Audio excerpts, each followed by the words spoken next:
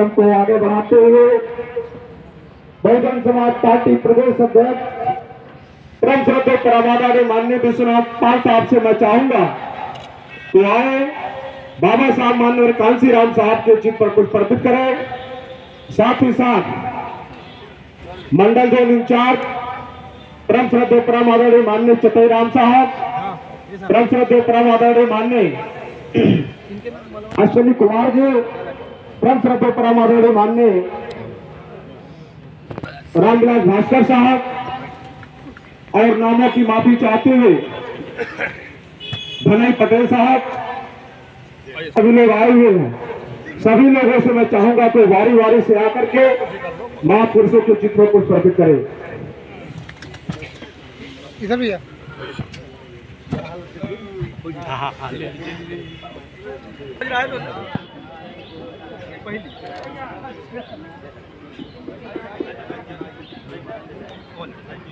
अरे उनको काम करने दो, नोट पूछ लो, कुछ लगा देंगे। विधानसभा अध्यक्ष कैसे हैं?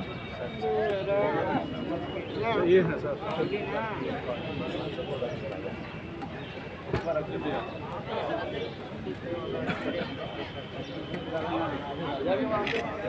दीदी जी को माला पहना करके स्वागत करने का काम करेंगे।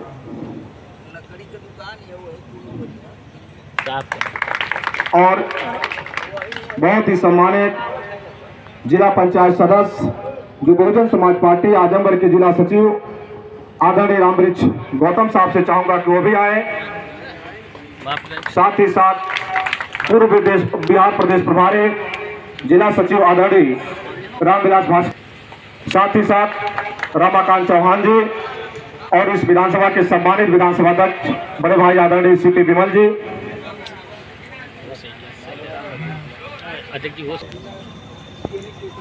और बहुत ही सम्मानित साथी सगड़ी के बहुत ही वरिष्ठ बसपा नेता आदरणीय धनई पटेल जी आए। माननीय मुख्य अतिथि जी को माला पहना कर स्वागत करें। माननीय मुख्य अतिथि माननीय धनई पटेल जी तो बनकर से तीसरे महाप्रधान हमारे सम्मानित आदरणीय अर्जुन कुमार जी जो मालटारी सागर सराय मालटारी, तीनों साथी बारी बारी से माननीय मुख्य अतिथि जी को माला पहना करके स्वागत करने का काम करेंगे।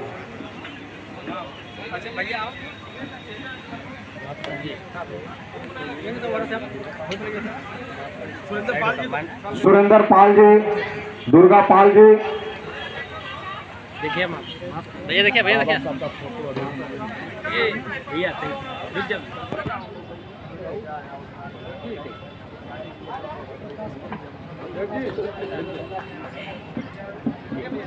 दूसरे साथी प्रकाश प्रजापति जी जो बाबा साहब की प्रतिमा दे करके माननीय मुख्य अतिथि जी को सम्मान बढ़ाने का काम कर रहे हैं आदरणीय धनई पटेल जी।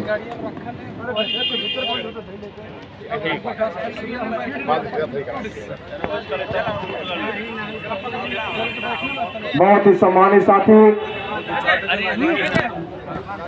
नगर पंचायत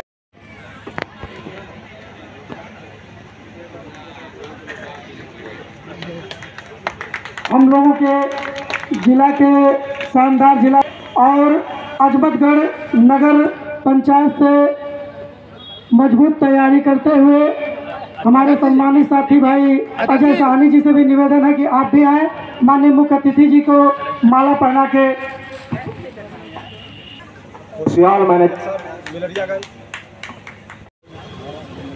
विधानसभा Sagri sector Azmatgarh, sector number कितना है? ये नहीं लिखे सेक्टर नंबर 35 लिखे क्यों नहीं इसमें भाई? कुल बूथ 10 जिनकी समीक्षा बैठक आज हो रही है। इस बैठक में हमारे माननीय चतई राम जी मंडल प्रभारी आजमगढ़ मंडल, माननीय अश्विनी कुमार जी मंडल प्रभारी आजमगढ़ मंडल, माननीय रामविलास भास्कर जी पूर्व प्रभारी बिहार प्रदेश जिला सचिव, माननीय श्री संघर्षों में लगातार काम करते रहते हैं। ऐसे सभी भी सम्मानित साथियों को, यहाँ पर उपस्थित पिता तो बुजुर्गों को, नौजवान साथियों को, हम उम्र दोस्तों को, इधर माताएं बहनें हैं, उधर हमारे बीबीएफ के सभी सम्मानित साथी हैं। मैं आप सभी लोगों का तहे दिल से हार्दिक स्वागत अभिनंदन वंदन करता हूँ। साथियों, आज ये कोई जनसभा नहीं है, ना विधानसभा स्तर की ना जिला स्तर की। आज ये समीक्षा बैठक है। माननीय बहन जी ने 30 दिसंबर को एक बैठक लेने का काम किया था। उस बैठक में सभी जनपद के पूरे प्रदेश के जिलाध्यक्ष बुलाए गए थे, प्रदेश के सभी वाम सेव के संयोजक बुलाए गए थे और सभी सीनियर कोऑर्डिनेटर बुलाए गए थे। माननीय बहन जी ने उस बैठक में निर्देश देने का काम किया था कि चाहे कोई बड़े कोऑर्डिनेटर हो, चाहे छोटे कोऑर्डिनेटर हो, चाहे जिले के लोग हों, चाहे विधानसभा के लोग हों, ये सभी लोग जा करके अपने अपने क्षेत्र में बूथ और सेक्टर की कमेटी की रिव्यू करने के लिए समीक्षा करेंगे। कमेटी पुरानी जो है अगर दुरुस्त है तो उनको सदस्य बना लेंगे, और अगर उसमें कुछ लोगों की कमी महसूस होती है तो उस कमेटी को फिर से नई कमेटी बना लेंगे और उनको सबको बहुजन समाज पार्टी का सदस्य बना लेंगे। लेकिन उस कमेटी में ये निश्चित करना है कि 50% नौजवान जरूर रहें। विधानसभा अध्यक्ष जी, यहाँ एक हमारे जिला के सचिव भाई भी देख रहे होंगे जो प्रभारी होंगे, और एक जिला जोन इंचार्ज होंगे जो विधानसभा को देख रहे होंगे। बच्चे, आप सभी लोगों का दायित्व और जिम्मेदारी है कि इसको हम ईमानदारी से काम करें। यदि अगर हम बूथ और सेक्टर की कमेटी मजबूत बना लिए तो कोई भी चुनाव बहुजन समाज पार्टी को जीतने से कोई रोक नहीं सकता है। हम सभी लोग जो हैं, वोट वाले दिन हम भी अपने बूथ पर ही रह पाएंगे, और अगर हर बूथ पर जीतना है तो हर बूथ की कमेटी मजबूत करना है। यानी अपना अपना बूथ करो मजबूत। जरा बोलिए जोर से आप लोग, अपना अपना बूथ करो मजबूत। अपना अपना बूथ मजबूत करना है। अभी हमने समीक्षा लिया, ये पहले का रजिस्टर है, इसमें जो नाम लिखे हैं उन नामों को पढ़ा गया। अब इसमें हमें लगता है कि कुछ लोगों को रिन्यूअल किया गया है, नए लोगों के पुराने ही हैं। नहीं, दिखाना नहीं है, वो तो रसीद तो सबकी कटेगी, जो पहले है वो भी, जो रिन्यूअल हुए उनकी भी। और रिन्यूअल भी हुआ, इसके बाद भी 2-3 बूथों की उपस्थिति कम है। अब कुल 10 बूथ होता है एक सेक्टर में, और हो सकता है अगर बड़ा गांव ये होगा तो 4-5 बूथ एक ही पोलिंग पे हो जाता है। तो ये मान लो कहीं आपके लोग जो नहीं आए हैं, इनको जाकर के समीक्षा कर लीजिएगा। अगर उनको कोई दिक्कत है तो उनकी जगह दूसरे किसी को बना लीजिएगा, क्योंकि अगर ये कमेटी हम मजबूत ईमानदारी से नहीं बनाए तो बात बनने वाली नहीं है। अब जो सेक्टर बूथ के लोग आए हैं उनसे हम 2 मिनट बात करना चाह रहा हूं।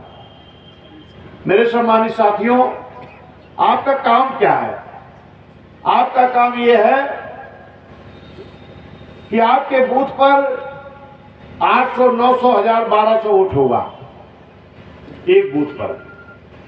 अब वो बूथ पर अगर 1000 वोट है, 800 वोट पड़ेगा, तो कम से कम 500-600 वोट बहुजन समाज पार्टी को पड़ाना चाहिए। वो कैसे पड़ेगा, वो जिम्मेदारी बूथ और सेक्टर कमेटी की है। उस बूथ पर वोटर लिस्ट ले लो और सर्च करो कि इस हमारे बूथ पर किस समाज का, किस जाति का, किस समाज का कितना वोट है, और इसमें कौन से ऐसे लोग हैं जिनका वोट मुझे मिल रहा है और कौन से ऐसे लोग हैं जिनका वोट मुझे नहीं मिला है। और जो नहीं मिला वो कैसे मिलेगा, इसके बारे में आपको दिमाग लगाने की जरूरत है। क्योंकि बहुजन समाज पार्टी जब हुकूमत में थी तो माननीय बहन जी ने हर धर्म, हर समाज, हर जाति के लिए काम करके दिखाया है। और अगर बूथ पर अपने जाकर के इसकी आप समीक्षा करोगे कि इनका वोट नहीं मिल रहा है, इनको कैसे जोड़ना है, तमाम किताबें आपके बीच बटी होगी, लिख करके भी मिला है, जा करके समझा करके उन लोगों को अपने साथ जोड़ने की जरूरत है। किसी किसी गांव में जो 2-2, 4-4 घर होते हैं, जैसे मान लो 5 घर विश्वकर्मा है, 5 घर लोहार है, 5 घर नाई है, 5 घर पंजापति है, 5 घर कहार है, 4-5 घर पाल है, चौरसिया है, चौहान है, निषाद है, बिंद है, सैनी है, कश्यप है, साहिनी है, कुर्मी, पटेल, यादव, जो भी जातियां हैं। अगर आपको अक्सर लोग क्या करते हैं ना कि बड़े बड़े समाज को पकड़ने के लिए दौड़ते हैं, लेकिन मानव साहब ने तो छोटे छोटे लोगों को भी पकड़ा था ना। अगर एक बूथ पर 10 जातियां आपको ऐसी मिल जाए जिनके 4-5 घर होते हो खाली, अगर 10 बिरादरी के लोग ऐसे मिल गए, छोटी छोटी जाति वाले, 5-5 घर वाले, तो 10-5 50 घर हो जाएंगे। और एक घर में अगर 5 वोट मिला तो 50-5 250 वोट हो जाएंगे। और अगर उनके घर बैठ करके बात करके हमारे बूथ और सेक्टर कमेटी के लोग समझाने का काम करेंगे तो निश्चित है वे आपकी बात को मान जाएंगे, आपकी बात को समझ जाएंगे। दूसरी मीटिंग 2 बजे से है, आपकी मीटिंग शायद यहाँ 11 बजे से थी। अब आप लोग खुद सभी लोग लेट भी इकट्ठा हुए, मैं बहुत पहले आ भी गया, मैं बैठ के चाय पी रहा था रास्ते में, क्योंकि मैं टाइम का बहुत पंक्चुअल हूँ, लेकिन रास्ते में अगर देर हो जाए तो मैं उसके लिए क्षमा चाहता। अगर 2 बजे मैं और गीत कराता तो फिर मुझे 1 घंटे कम से कम बात रखनी है। 2 बज गया है, 2 बजे वहाँ मीटिंग है, तो बात भी मुझे काट के रखनी पड़ेगी, पूरी बात नहीं हो पाएगी। साथियों, आप सभी लोग अक्सर कैडर सुनते रहते हैं, या आजमगढ़ जनपद के लोग भी अलग भी मंडलों में कैडर पढ़ाया करते हैं। कैडर की जानकारी आप लोगों को अच्छी तरह से है। ये हमारे कोऑर्डिनेटर लोग भी अक्सर सेक्टरों में कैडर दे रहे हैं, तो उसमें हम अगर एक लाइन बताएंगे तो पूरी बात समझिएगा, क्योंकि मुझे जहां 1 घंटा बोलना वहां मैं 20-25 मिनट में अपनी बात समाप्त करेंगे। इस देश का जो संविधान डॉक्टर B.R. अम्बेडकर साहब ने बनाया, बनाते वक्त ही बाबा साहब ने कहा था कि ये संविधान तो मैंने इस देश का बहुत अच्छा बनाया है, लेकिन अगर इस संविधान को लागू करने वालों की नीयत साफ नहीं रही तो ये संविधान अच्छा काम नहीं कर पाएगा। बहुजन समाज पार्टी बनाने की जरूरत क्यों पड़ी माननीय साहब को, मान्या बहन जी को?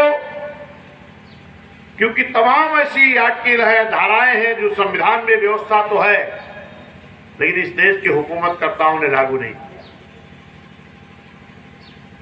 और 3 ऐसी आर्टिकल लिखा है बाबा साहब ने, जिसको उस कमेटी में रहने वाले कोई भी व्यक्ति उस बात का समर्थन नहीं कर रहे थे। नंबर 1 चीज, इस देश में महिलाओं को, बेटियों को, बहनों को पढ़ने लिखने का अधिकार नहीं था। धन्य डॉक्टर B.R. अम्बेडकर साहब, जिन्होंने संविधान में व्यवस्था देकर के बाबा साहब ने कहा कि हमारी बेटियां, बहनें, माताएं, महिलाएं, अगर इनको शिक्षा देने का अधिकार नहीं मिला तो ये अपने मान सम्मान स्वाभिमान की जिंदगी नहीं जी पाएंगे। इनके लिए भी अगर बाबा साहब संविधान में व्यवस्था नहीं दिए होते तो आज भी इनको पढ़ने लिखने का अधिकार नहीं मिला। अगर इनको मान सम्मान स्वाभिमान की जिंदगी हमारे बेटियों को, बहनों को अगर मिला तो बाबा साहब के दिए हुए अधिकार के बदौलत।